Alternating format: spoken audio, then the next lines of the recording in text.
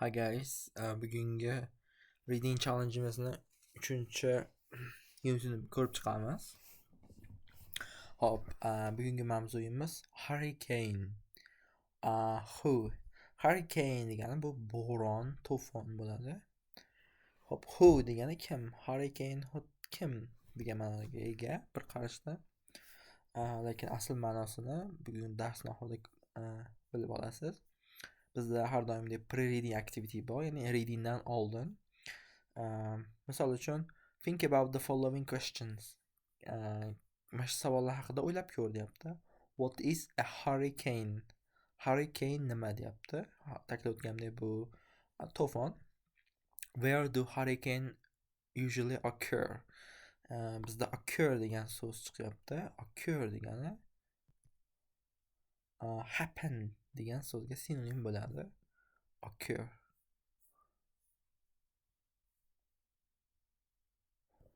Ya'ni happenga sinonim bo'ladi. Ya'ni qayerdan kelib chiqadi degan ma'noga ega. How often do hurricanes occur in your country? Davlatingizda qanchalik tez hurricanelar kelib chiqadi deyapti. Bizning davlatimizda, O'zbekistonda umuman yo'q. Markaziy Osiyoda deyarli yo'q. Hop, ikkinchi savolimizga buni qayerdan kelib chiqadi deyapti. Ko'proq coastal area, ya'ni dengizga yaqin shaharlarga kelib chiqadi. Endi bizda vocabulary preview bor. Bu savol ya'ni bu so'zlarga biz sinonim topishimiz kerak. Har bitta sentencedan strong wind can cause danger. Kuchli shamollar xavf qo'zg'ata oladi deyapti. Biz xavf deb topishimiz kerak. Almost the same, like bir xil. Find deb bilmoq. Faktlar. Big trouble tushadi. Ya'ni katta muammo. Danger degani big trouble ga sinonim bo'lar ekan. People try to detect happens before they come to land. Happens degani ham to'fonlar. Odamlar to'fon ularga yetib kelishidan oldin aniqlashga harakat qiladi deyapti. Bizda aniqlamoq, ya'ni find. Detect bilan findni sinonim qilib ishlatsak bo'lar ekan. Hop, endi keyingisi I need information about when the storm will begin. Menga qachon storm momaqaldiroq boshlanishi haqida ma'lumot kerak. Hop, endi bizda information bo'lsa facts tushadi. Qolganlar tushmaydi. Hop, facts C tushadi. Happens often occur in summer. O'sha to'fonlar odatda yozda paydo bo'ladi deyapti. Occur. Hali aytganimdek happenga sinonim bo'ladi. Occur. Hurricane Fred and Hurricane Gloria had similar wind speed. Bu nomi, to'fonlar nomi, birinchisi Fred ekan, ikkinchisi Gloria, ya'ni erkak va ayolning ismiga qo'yilgan ekan. Similar degani o'xshash degani, o'xshash wind speed, ya'ni shamol tezligi bor ekan, o'xshash shamol tezligi, ya'ni bizga similar degani almost the same, like sinonim bo'lyapti. Hop, oxirgisi qoldi. We should decide what to call this happen. Qiziqarli ma'lumot, har bitta to'fonni nomlashadi. Bu yerda ham aytayaptiki, biz buni nima deb nomlashimizga qaror qabul qilishimiz kerak deyapti. Demak, choose ga decide sinonim bo'lar ekan. Hop, endi passage'imizni o'zi. Passage'imizda speed reading bor. Speed reading o'lchasangiz bo'ladi. Har safar bir xilda so'z berilmaydi. Ba'zan bir oz ko'proq, bir oz kamroq. 230 ta, 220, 230 atrofida. Bizga so'zlar bor ekan, so'zlarda sinonimlari. So'zlarda sinonimlar emas, paraphraselari bor ekan. Misol uchun mana tropical degani related to a place that is always warm. Tropical degani issiq davlatlarga, issiq joylarga nisbatan ishlatilsa bo'lar ekan. Misol uchun Hindiston har doim issiq bo'ladi. Shunaqa. Hop. Tropical cyclones are called hypens in Asia and hurricanes in North America and South America. Mana shu to'fonlar hypens Osiyoda hypen deb nomlashar ekan. North America va South Americada, ya'ni Shimoliy va Janubiy Amerikada hurricanes deb atashar ekan. These storms go around like a wheel turning to left when they hit in the northern part of the world. Bu stormlar xuddi g'ildirakka o'xshatgan, chapga burilmoqchi bo'lgan. Qachonki ular yerni shimoliy qismiga yetib kelganda deyapti. They have the wind speed of 60 kilometers or more. Ularda deyapti 60 kilometr tezlikgacha deyapti yoki undan ko'p deyapti. Shamol tezligi bor ekan. In the United States, the Tropical Prediction Center in Miami, Florida keeps an eye out for hurricanes. AQShda Floridaning Miami qismida Tropical Prediction degan taxmin qiluvchi center, ya'ni markazi har doim hurricanelarga qarab turadi. Keep an eye out degani mana shu qarab turadi. Kelib qolmasmikin deganda. When meteorologists detect a hurricane, they give it a name. Meteorologist degani o'sha nimaga yozib qo'ygan. A scientist who study the weather, ya'ni ob-havoni o'rganuvchi olimlar ekan. Qachon o'sha olimlar hurricane'ni aniqlashsa, ular unga ism berishar ekan. They can use either a male or female name. Ular yo erkak yo ayol ism ishlata olar ekan. Why should tropical cyclones have name? Aytibdiki, nimaga o'zi aslida bu to'fonlar ismi bo'lishi kerak deyapti. The name makes it easier for people to keep up with information about hurricane and its possible danger. Aytibdiki, bu ism odamlar uchun deyapti hurricanelar haqida ma'lumot beradi va u qanchalik xavfliligi haqida deyapti. The World Meteorological Organization, WMO, the International Weather Group, decides what names will be used. Dunyo meteorologiya organizatsiyasi, xalqaro ob-havo guruhi qaror qabul qilar ekan, qaysi ism ishlatilishini. DWMO makes list of names using the English alphabet. Masha xalqaro tashkilot ismlarni list tuzib chiqargan, ingliz tili alfabetini ishlatgan holda. Each name on the list starts with a different letter. Har bitta ism boshqacha harf bilan boshlanar ekan. The first hurricane of the year gets the first name on that year's list. Demak aytibdiki, yildagi birinchi hurricane o'sha listdagi birinchi ismni oladi deyapti. The second hurricane gets the second name. Ikkinchisi deyapti, undan keyingisini oladi deyapti. For example, misol uchun, if the hurricane is named Abel, agar hurricane Abel deb nomlangan bo'lsa, the second might be Betty. Ikkinchisi Betty bo'lishi mumkin deyapti. The list doesn't include names beginning with the letters Q, U, X, Y and Z. O'sha listdagi ismlar deyapti, mana Q, U, X mana harflari bilan boshlanuvchi ismlar olmas ekan. There aren't many names that begin with these letters. Chunki deyapti, bu mana harflar bilan boshlanadigan ismlar kam deyapti. Ko'p emas deyapti. Asian countries use a different list, which is made up by the WMO's Hyphen community.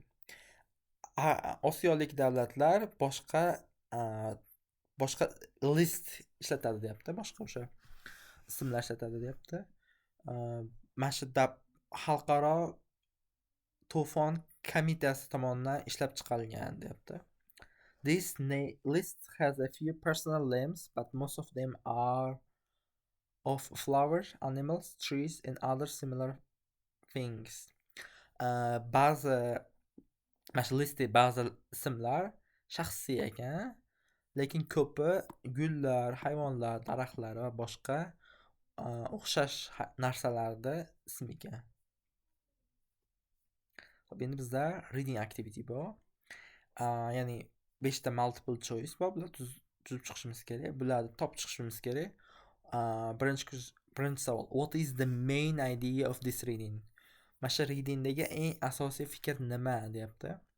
Why tropical silence are named.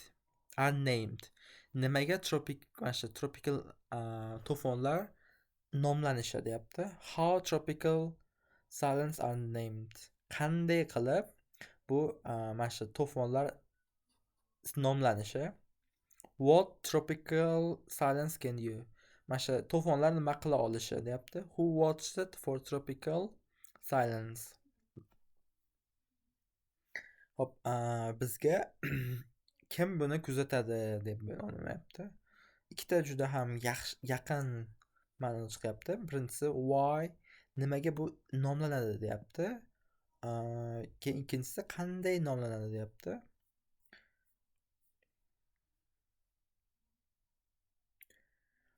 Nimaga nomlanishini aytib o'tdi. Chunki odamlar nima aytyapti. Nimaga odam ismli bo'lish kerak desa, the names makes it easier for people to keep up with information about hurricane, its possible danger. Mana shu ismlar odamlarga qanchalik xavfliligi va ma'lumot va qanchalik yaqinda ekanligi haqida menimcha ma'lumot beradi deyapti. Demak, to'g'ri javobimiz A bo'ldi.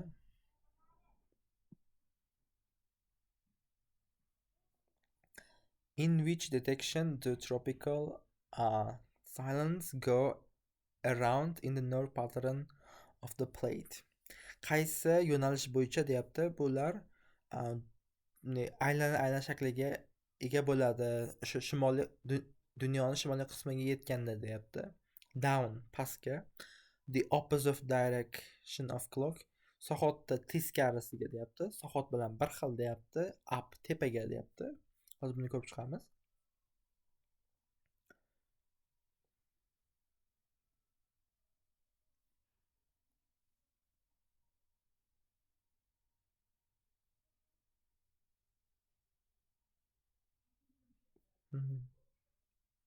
Mana deyapti. Turn left deyapti. This storm go around like a wheel turning to the left when they hit the northern part of the world. Ya'ni chapga deyapti. Bizga chap kerak. Soatimiz mana bunda aylansa, demak soatga teskari ekan. Yo'q, soat bilan bir xil ekan. Soat aylanar ekan. The same direction as the clock.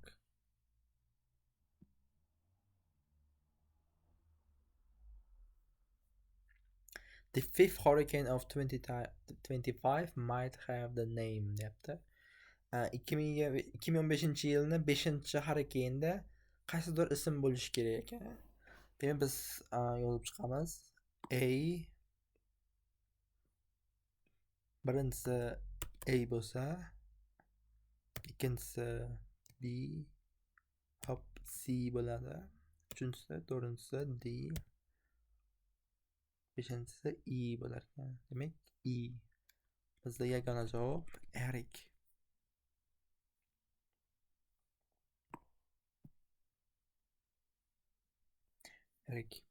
Which name would hurricane not have? Aytayaptiki, qaysi ismda deyapti. Shunda mana shu to'fonlarda yo'q bo'lishi mumkin deyapti. Hozir buni ko'rib chiqamiz. Mana Q, U, X, Y and Z. Hop bizda yagona javob, ya'ni yanni ekan D. Why should tropical silence have name? Nimaga bu o'zi ism bo'lishi kerak deyapti. It sounds interesting. Qiziqarli eshitiladi. Names help people. Odamlarga ismlar yordam beradi deyapti. Mana shu to'g'ri javob bo'ladi. Names are code for the WMO.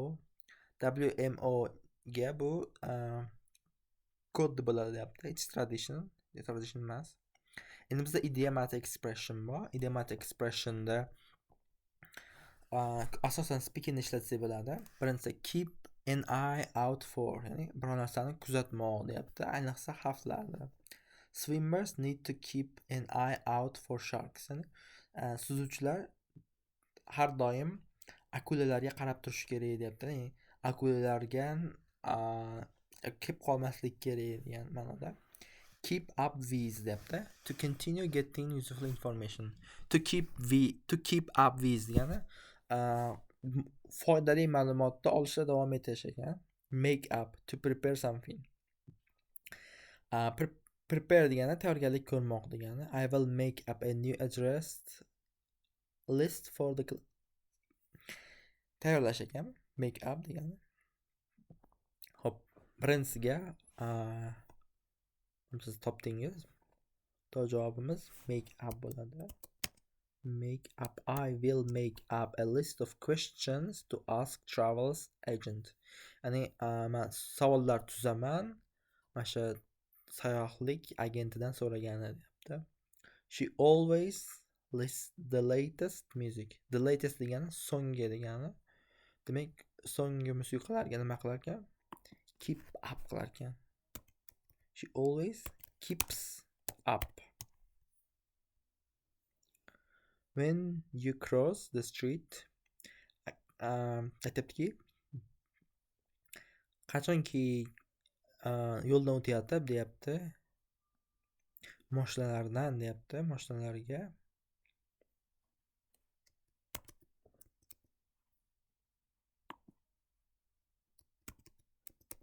keep an eye out.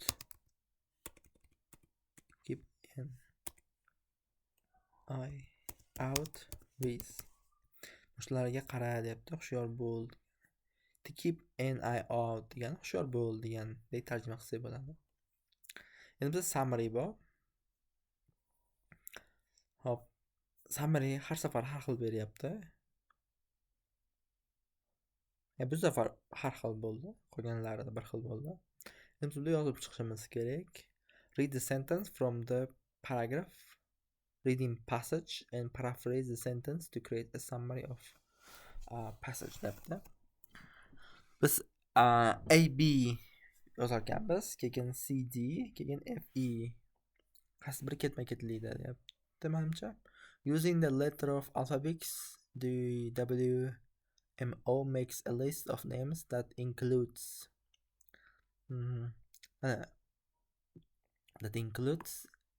to'g'ri javob nimadan boshlanadi? Either a male or female name. Chunki o'zi boshdan beri bo'lgan. Xuddi shunday yozib chiqishimiz kerak. Ya'ni birinchi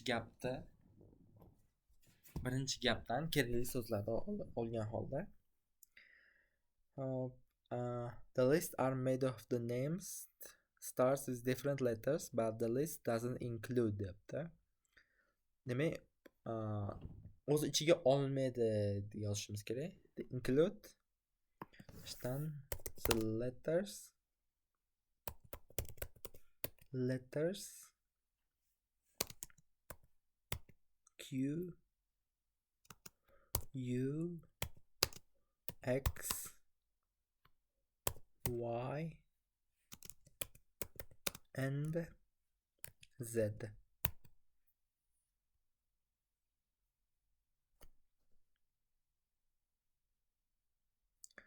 Xuddi shunday kerakli ma'lumotni olamiz xolos. Asian countries name the hurricane using a list of words that includes deyapti. Bizda ham xuddi shunday includes the names of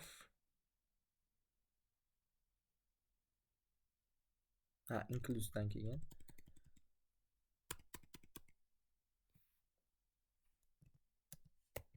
flowers,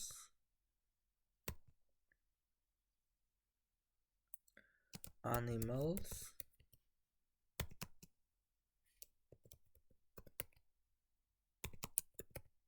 and other similar things. Biroz boshqacharoq bo'ldi, lekin bu ham yaxshi. Bu asosan summary qismiga asosan writingga yordam beradi, summary. Hop, endi listening bor. Listeningda har safar aytgandek eshitamiz va true, false qilamiz.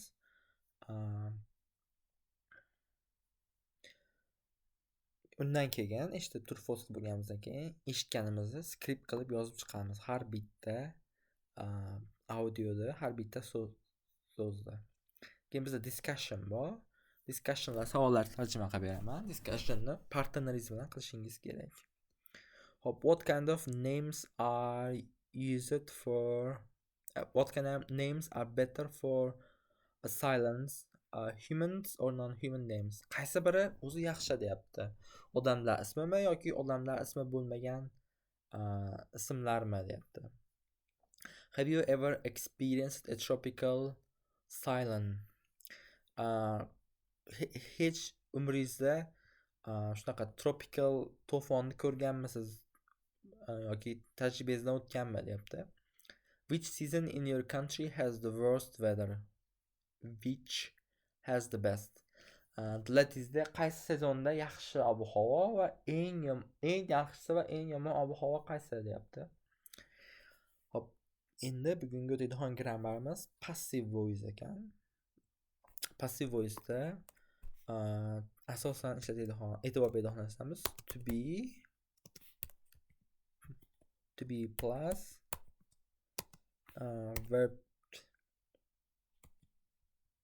verbga id qo'shamiz yoki uchinchi shakli bo'ladi.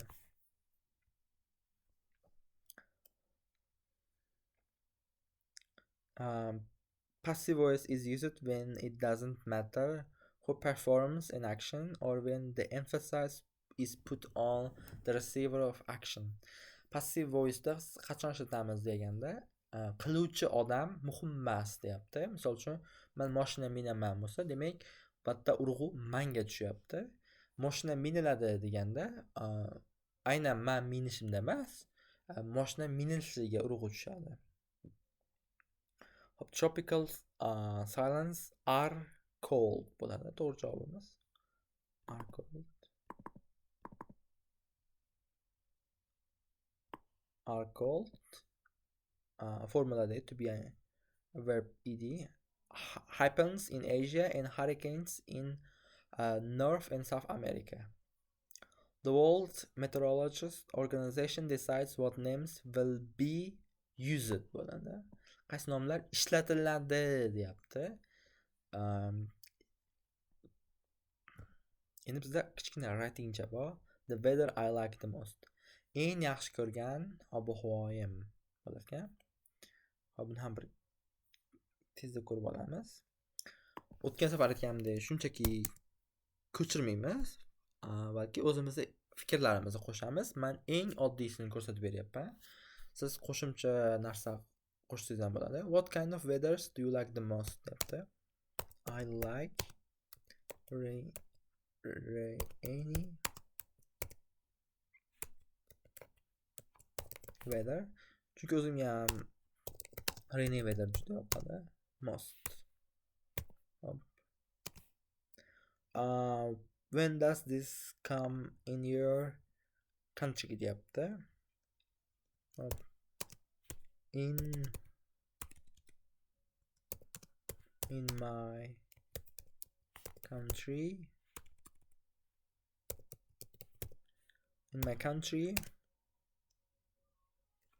the weather deydi. The weather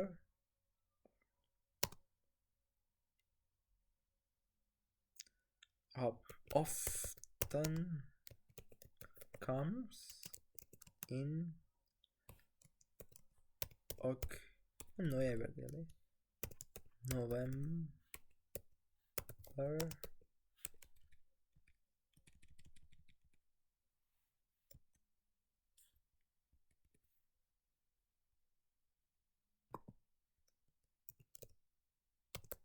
November and April deydi.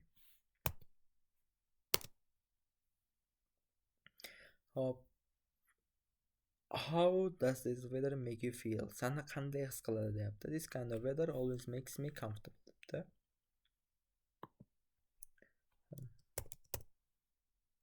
This type deydi. Turi degani. This type of weather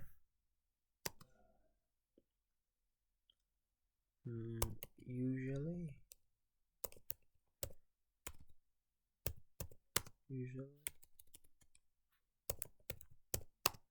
it makes me cozy deydi. Cozy. Okay. Endi oxirgi savol qoldi. What do you like to do in this weather deyapti. When the rain is, I like to manga yoqadi aktivitelar qilar ekan. When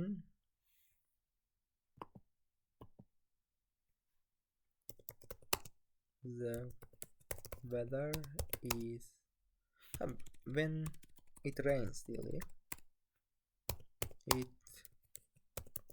When it rains, I would like to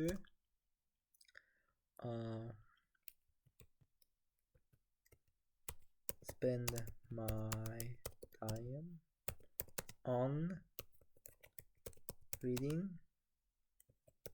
articles or walk while listening to music deydi. Bu da shunday qilib yozib chiqsa bo'ladi. Ko'rdingizdek, bu safar men shunchaki ko'chirmadim. Ba'zi joylarni o'zgartirdim. Siz ham shuni o'zgartirsangiz bo'ladi. Yana bunga qo'shimcha ma'lumotlar qo'shsangiz ham bo'ladi. Lekin eng kamida shunday bo'lishi kerak. Hop, endi bizda oxirgi activity vocabulary and idiom review. Ko'rib chiqqan so'zlarimizni endi testda yechib chiqamiz. The teacher decided her students grade their scores and homework.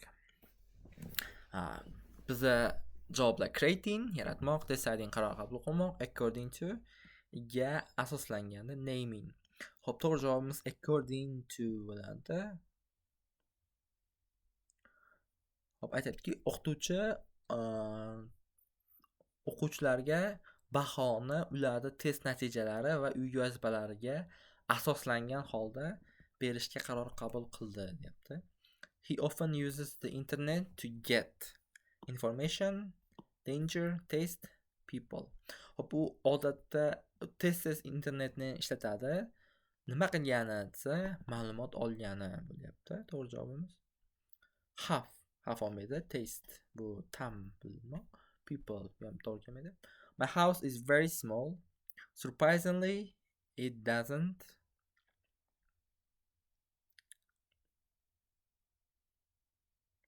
Hop. Mani uyim juda ham kichkina. Kutilmaganda yoki lekin unda bathroom yo'q deyishimiz kerak. Keep up to'g'ri kelmaydi. Catch on to'g'ri kelmaydi. Less than to'g'ri kelmaydi. Yagona javob include bo'lyapti. batda e'tibor bo'ladigan jihat faqat bu unitdagi so'zlar emas, balki bundan oldingi unitdagi so'zlarga ham qo'shib beryapti. We named our dog George when we found out she was a dog. Qanaqa deganda, biz buni George deb atapmiz, ya'ni o'g'il bolasimi, lekin aslida u she, ya'ni ayol kishi ekan, demak female dog bo'ladi. Qolganlar tarjima qilib ketamiz. Possible ehtimol, easy oson, freezing muzlatadigan. Nima tushunmaydi. Hop, the countries like Singapore are all hot all the time. All the time degani always degani. Har doim ba'zi davlatlar Singapurga o'xshagan deyapti, issiq deyapti, ya'ni tropical. The street is very busy. You should for cars when you walk across deyapti. Hop, aytayaptiki, ko'cha juda ham band deyapti. Yo'ldan o'tayotganingizda mashinalarga qarab turing deyapti-da. Hop, keep eye visible deyapti. Hurricanes usually in the summer, ya'ni occur bo'ladi.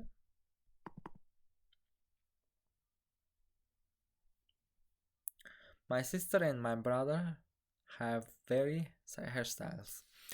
Similarly, similarity. Similarity bu noun, o'xshashlik. Similar, o'xshash. Similarly, o'xshash tarzda bo'lyapti. To'g'ri javobimiz similar bo'lyapti. Bizga adjektiv kerak.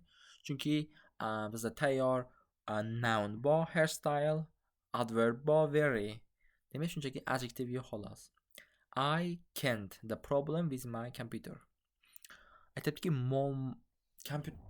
kompyuterimdagi muammoni topa olmayapman kerak. Bizda verb kerak.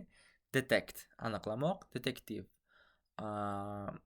Aniqlovchi deylik, detection, aniqlash. Demak, detect bo'lyapti. It's not to swim here. The beach is very steep. Aytibdiki, bu yerda suzish xavfli emas. Sohil juda ham xavfsiz deyapti. Danger, xavf, dangerous, xavfli, dangerously, xavfli tarzda. Hop, dangerous to'g'ri keladi, chunki bizda to be bor. To be dan keyin adjektiv keladi har doim. Hop, shu bilan bugungi mavzuyimiz tugadi. Keyingi darslarda ko'rishguncha